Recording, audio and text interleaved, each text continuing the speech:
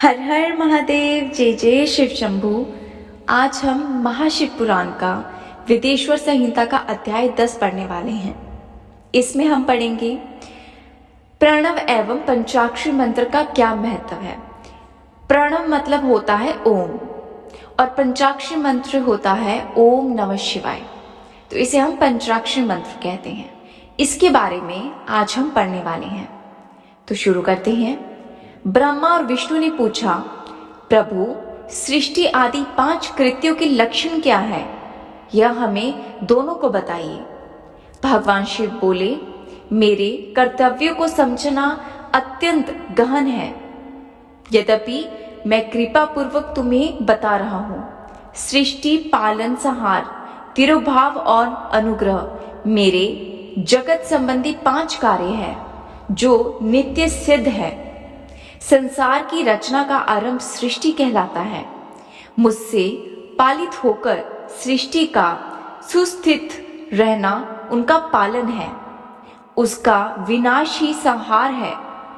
प्राणों के उत्क्रम को तिरोभाव कहते हैं। इन सब से छुटकारा मिल जाना ही मेरा अनुग्रह अर्थात मोक्ष है। अनुग्रह को मोक्ष कहा जाता है। ये मेरे 5 कृत्य हैं। सृष्टि आदि 4 कृत्य संसार का विस्तार करने वाले हैं। 5वां कृत्य मोक्ष का है। मेरे भक्तजन इन 5 कार्यों को 5 भूतों में देखते हैं। सृष्टि धरती पर स्थित, जल में, संहार अग्नि में, तिरोभाव वायु में और अनुग्रह आकाश में स्थित है। पृथ्वी से सबकी सृष्टि होती है। जल से वृद्धि होती है। आग सबको जला देती है और वायु एक स्थान से दूसरे स्थान तक ले जाती है और आकाश सबको अनुग्रहित करता है। इन 5 कृत्यों का भार वहन करने के लिए मेरे 5 मुख हैं। 4 दिशाओं में 4 मुख और बीच में 5वां मुख है। पुत्रों, तुम दोनों ने मुझे तपस्या से प्रसन्न कर सृष्टि और पालन 2 कार्य प्राप्त किए हैं। इसी प्रकार मेरी विभूति स्वरूप रुद्र और महेश्वर ने संहार और तिरोभाव कार्य मुझसे प्राप्त किए हैं, परंतु मोक्ष मैं स्वयं प्रदान करता हूँ। मैंने पूर्व काल में अपने स्वरूप भूत मंत्र का उपदेश किया है, जो ओमकार रूप से प्रसिद्ध है। यह मंगलकारी मंत्र है। सर्वप्रथम मेरे मुख से ओमकार प्रकट हुआ, जो मेरे स्वरूप का बोध कराता है। इसका स्मरण निरंतर करने से सदा मेरा ही स्मरण होता है। मेरे उत्तर पूर्वी मुख से अकार का, पश्चिमी मुख से उकार का, दक्षिणी मुख से मकार का और पूर्ववर्ती मुख से बिंदु का तथा मध्यवर्ती मुख से नाद का प्रकटीकरण हुआ है। इस प्रकार इन 5 अवयवों से ओमकार का विस्तार हुआ। इन 5 अवयवों के एकाकार होने पर प्रवर्ण ओम नामक अक्षर उत्पन्न हुआ। जगत में उत्पन्न सभी स्त्री पुरुष इस प्रवर्ण मंत्र से व्याप्त है। यह मंत्र शिव शक्ति दोनों का बोध है। इससे पंचाक्षरी मंत्र ओम नमः शिवाय की उत्पत्ति हुई है। यह मेरे साकार रूप का बोधक है। इस पंचाक्षरी मंत्र से मातृका वर्ण प्रकट हुए हैं, जो 5 भेद वाले हैं। इसी से शिरोमंत्र सहित त्रिपदा गायत्री का पाठ्य हुआ है। इस गायत्री से संपूर्ण वेद प्रकट हुए और उन वेदों से करोड़ों मंत्र निकले हैं। उन मंत्रों से विभिन्न कार्यों की सिद्धि होती है। इस पंचाक्षर प्रवर्ण मंत्र से सभी मनोरथ पूर्ण होते हैं। इस मंत्र से भोग और मोक्ष दोनों प्राप्त होता है। नंदिकेश्वर जी कहते हैं, जगदम्बा उमा गौरी पार्वती के साथ बैठे महादेव ने उत्तर पूर्वी मुख ब्रह्मा और विष्णु के मस्तक पर अपना हाथ रखकर धीरे धीरे उच्चारण कर उन्हें उत्तम मंत्र की उपदेश दिया। 3 बार मंत्र का उच्चारण करके भगवान शिव ने उन्हें शिष्यों के रूप में दीक्षा दी।